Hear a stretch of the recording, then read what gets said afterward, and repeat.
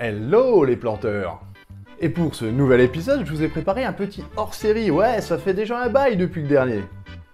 Sur un sujet assez sympa, hein, les plantes interdites en culture, et on va essayer de savoir un petit peu le pourquoi du comment. Ça va être varié, on va pas s'intéresser uniquement aux stupéfiants issus de végétaux, ce serait trop facile. Et pour corser un peu la chose, j'ai dit que je ne parlerai pas de la Marie-Jeanne et de ses effets. Allez, viens, wesh. Viens, Pikachu. On va bédard. Oh la loose, ça met. Putain, j'ai faim, ça met. Et puis j'ai soif aussi. Et lui, c'est pas aller me chercher une orangeade. Puis quelques petits gâteaux. Je suis un peu foncé là. Que l'on connaît bien et avec la loi qui évolue assez vite en France à ce sujet, hein, avec l'introduction du CBD par exemple. Donc elle mérite un épisode complet et j'attends de rencontrer des professionnels du milieu afin de faire un épisode vraiment sympa. Et d'ailleurs j'attends toujours une réponse pour faire un feat avec Snoop Dogg, mais je comprends pas, putain, je tombe toujours sur son répondeur. Tant pis, bon allez, c'est parti pour 5 plantes interdites de culture en France. Générique!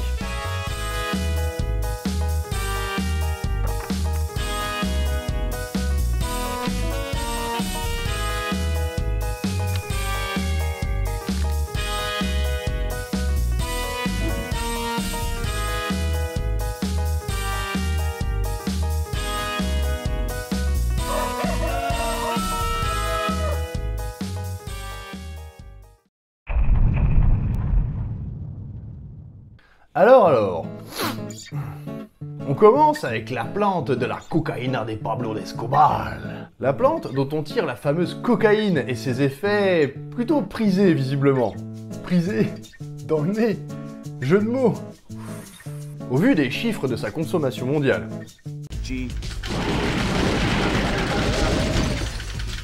Salope! C'est pour la gueule à ta mère!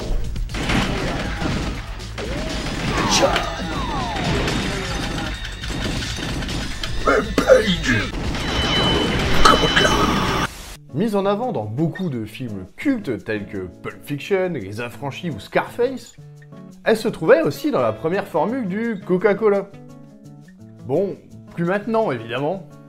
De son doux nom érythroxylum, la plante possède 2 espèces à partir de laquelle on confectionne la fameuse poudre blanche. La variété Coca, hein, on peut pas plus simple, et la variété Novogranatens. La première a été découverte par Jean-Baptiste Delamarck, un botaniste français qui, par la suite, préféra s'intéresser aux insectes. La zoologie, non mais, quel traître quoi. Ah, on me dit que Linné aussi a fait de la zoologie. Bon, bah je retire ce que j'ai dit. Originaire de la cordillère des Andes, elle pousse, du coup, plutôt en altitude, entre 500 et 2000 mètres. Avec un climat plutôt humide et un sol très acide. Dans la nature, c'est un arbuste qui fait environ 1,50 m à 4 m de haut, qui possède une fleur blanche suivie d'un fruit rouge. Avant d'être utilisée comme anesthésiant ou de manière récréative, elle est consommée par les peuples amérindiens depuis plus de 5000 ans, entre autres les peuples péruviens, chiliens ou boliviens. Ses vertus, stimulantes et coupe-faim, dues aux nombreux alcaloïdes qu'elle contient, ont participé à constituer chez ces peuples le mythe de la Coca Mama, fille de Pachamama, la bien connue déesse de la terre-mère des religions d'Amérique du Sud.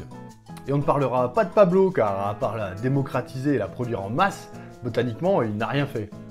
Mais bon, depuis la fabrication de la neige des Andes est gérée par les cartels et les FARC avec des solutions pour extraire la molécule pas très jojo à base de macération dans du kérosène et d'autres solvants. En France, la loi qui concerne la détention de graines de coca est un peu floue mais légale d'après ce que j'ai lu. Mais selon l'arrêté du 22 février 1990 qui concerne les substances classées comme stupéfiants, les préparations, les feuilles et autres substances qui contiennent cette molécule est prohibée. Donc les graines c'est ok, mais dès que ça fait des feuilles, c'est mort. Voilà, on passe à la suivante. Maintenant, nous allons parler d'une plante, ou plutôt d'une variété qui a longtemps été interdite en France, celle des raisins framboises. Plantons le décor. Fin 19e, après la crise du phylloxéra qui ravagea quasiment la totalité des vignobles de l'Hexagone, apparut un hybride venu d'Amérique résistant à ce parasite mais aussi aux maladies telles que le mildiou, un miracle répondant au doux nom d'Isabelle. Oui, c'est le nom du cultivar. Car en plus de sa résistance et de son énorme production, les fruits possédaient un léger goût de framboise, d'où son nom. Cependant, elle fut interdite en 1930 car, soi-disant, à la vinification, les fruits avaient tendance à produire du méthanol. Ce qui n'est pas comme l'éthanol classique, ça a plutôt tendance à vous exploser les neurones. Rien n'a vraiment été prouvé, mais la plante à l'époque se traîne une sale réputation et l'État français ordonne la destruction de tous ces cépages. Après, d'après ce que j'ai lu, ce serait plutôt un prétexte, car leur forte production entraîna une surproduction vinicole importante. Surtout chez les particuliers qui à l'époque aimaient encore bien produire eux-mêmes leurs quilles. Nous,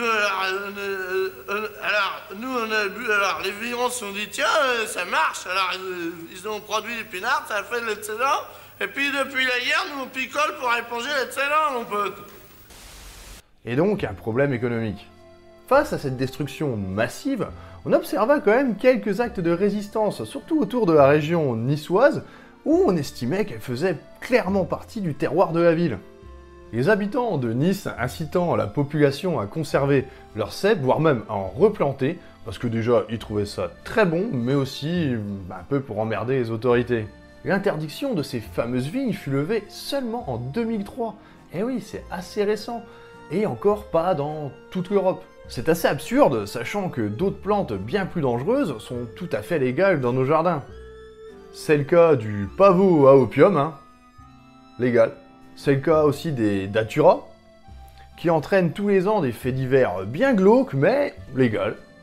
Produire son propre tabac est aussi tout à fait autorisé. Et cultiver de l'absinthe aussi. Mais bon, sa distillation reste quand même très encadrée. Bon, nous allons passer à la prochaine plante qui s'avère être beaucoup plus petite.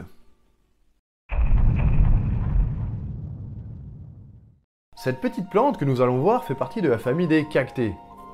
Non, Hortus ne va pas devenir une chaîne spécialisée dans les cactus, même si c'est cool, vous savez. Elle pousse à l'état naturel uniquement au nord du Mexique, au Texas et au Nouveau-Mexique.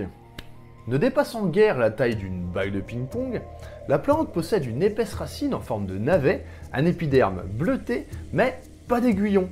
Non, juste des petites touffes, et d'ailleurs, son nom vient de lophos en grec, qui veut dire touffe.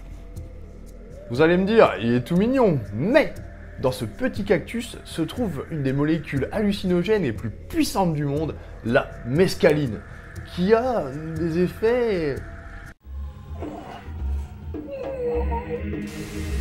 Cette vérité ne repasse pas dessus la défense. Ces couleurs, ce son... Allez, viens, ma chérie. Très chelou. Aussi connu sous le nom de peyote, il est utilisé depuis plus de 3000 ans dans des rituels religieux et divinatoires par les chamans. Interdit en 1620 par les catholiques espagnols, il est encore utilisé dans les rites d'une cinquantaine de tribus et elles seules ont le droit de le récolter et de le consommer. Car dans les années 70, ces connards de hippies les ont arrachés par camion complet pour se défoncer et l'espèce a failli frôler l'extinction. La plante mettant parfois plus de 30 ans à fleurir dans la nature, on se doute bien que les populations ont eu du mal à se reconstruire après ça. Au XXe siècle, en Europe, il y eut une mode du peyote. Et des auteurs comme Aldous Huxley, Charles Dutz et même Aleister Crowley, toujours dans les bons coups celui-là, ne se privaient pas d'en consommer pour trouver l'inspiration et ouvrir leur esprit.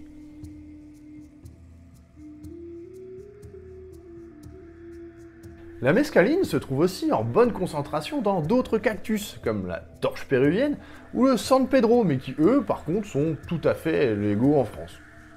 Petit fun fact, oui, les Lophophora cultivés sous nos latitudes ne produisent pas de mescaline. Et non, pas assez d'UV comparé à leur pays d'origine. Mais bon, il reste quand même interdit au grand malheur des collectionneurs de cactés. On enchaîne avec un autre type de plante, dangereuse mais pas pour les mêmes raisons, vous allez voir.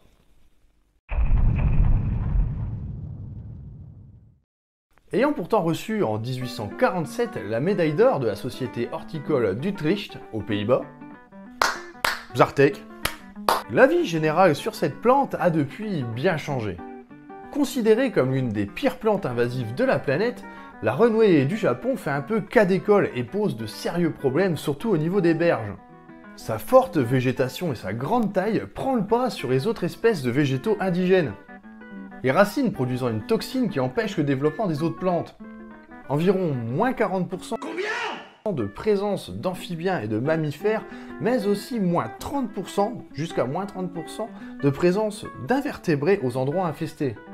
Elle se développe sous la forme d'un réseau de rhizomes souterrains très résistants, un peu à la manière des bambous, et elles sont même capables de percer le bitume.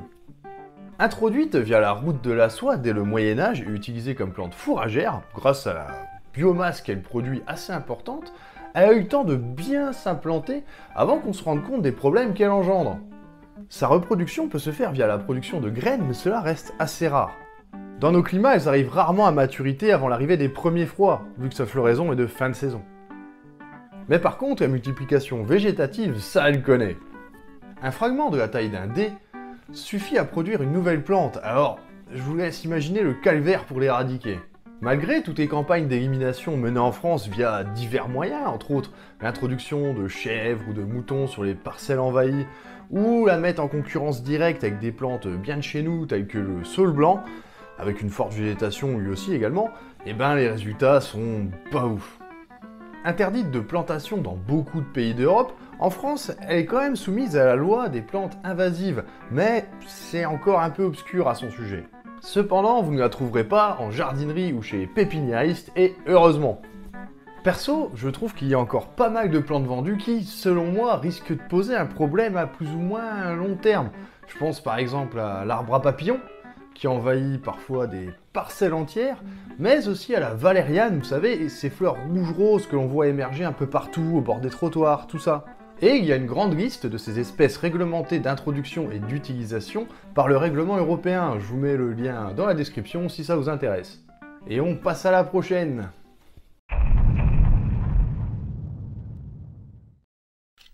Le maïs? Tu te fous de ma gueule? Mais quoi? Depuis quand le maïs est illégal? Ouais, non, mais attendez, c'est pas aussi con que ça en a l'air en fait. Car il y a un type de maïs, un seul, qu'il est interdit de cultiver en France, même pour des tests, celui qui a fait un grand scandale à l'époque, le maïs OGM NK 603. Sexy comme nom, n'est-ce pas? Bon, il y a aussi le MON 810, du colza, du soja et des autres plantes, des betteraves. Ce maïs génétiquement modifié, ou dit transgénique, sort des labos de chez Monsanto, qui d'ailleurs est devenu un peu la bête à abattre de l'agriculture de masse. Mais d'abord, c'est quoi un OGM?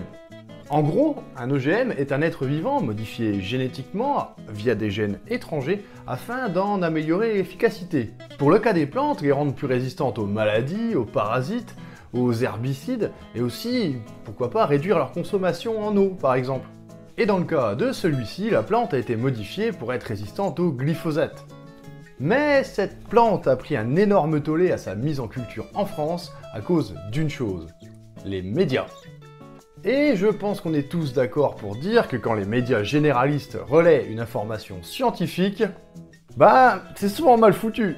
Le 20 septembre 2012, le Nouvel Obs sort avec comme gros titre: vous avez sûrement déjà vu ces images de rats pleins de tumeurs, c'est passé dans tous les journaux et sur toutes les chaînes de télé. Cette étude, sortie par un chercheur français qui va passer sur tous les plateaux et poser un petit livre au passage. Mais ça va péter! Pour lui, tout va pour le mieux, sauf que par les chercheurs du monde entier, son étude se fait bien détruire. Étude trop courte, mauvaise utilisation des stats, interprétation des données un peu louche et utilisation d'une souche de rat bien connue pour développer spontanément des tumeurs. Par la suite, l'article se fait balayer du monde scientifique. Ce qui est extrêmement rare ou réservé aux plus gros nanars du domaine. Tout ça était au final un arrangement entre le chercheur et les journaux qui ont négocié une exclusivité afin de pouvoir faire du buzz. Et ça a plutôt bien fonctionné, hein, qu'on se le dise. Je vais faire un peu l'avocat du diable, mais voilà, ça fait plus de 30 ans d'études à ce sujet, et la science est plus que claire. Les OGM n'ont aucun effet sur la santé. Zéro. Nada. Walou. Que dalle. Après, ça fait des dizaines d'années qu'on nous rabâche qu'ils sont nocifs, alors du coup c'est bien ancré, et les marques mettent même les mentions sans OGM sur leur packaging. C'est pour rassurer le consommateur. Il est interdit d'en cultiver en France, mais pas d'en importer. Et ouais. La logique. Attention, je ne suis pas un pro-OGM, mais c'est vrai que créer des maïs avec de l'ADN de Miedus qui brille dans le noir et tout, c'est trop bien. Non. Mais les planteurs, il faut penser au fait qu'on est quand même de plus en plus nombreux sur Terre, et que créer des plantes nourricières adaptées à tous les milieux est nécessaire. Ah, je fais des rimes maintenant. Je pense aux plantes moins gourmandes en eau pour le continent africain par exemple. Et je pense aussi qu'après avoir bombardé des engrais, des phytos partout, il va falloir trouver une nouvelle méthode de révolution verte. Ça va arriver, c'est obligé. Bref, c'est mon avis, n'hésitez pas à en débattre dans les commentaires, et on va terminer la vidéo là-dessus. En tout cas, j'espère que ce nouveau hors-série vous aura plu, donc comme d'hab, n'hésitez pas à vous abonner, à partager la vidéo aussi, je pense que ça peut intéresser du monde, d'aller voir nos autres vidéos qui sont bien cool. Je le sais, je les ai vues.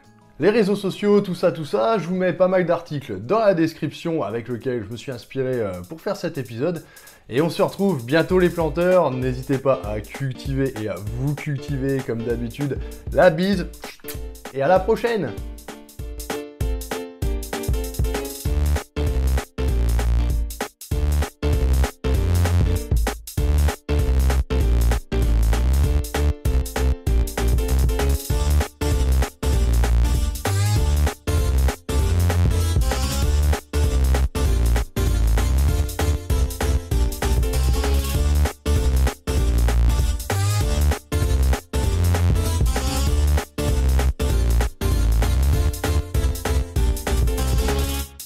Le maïs?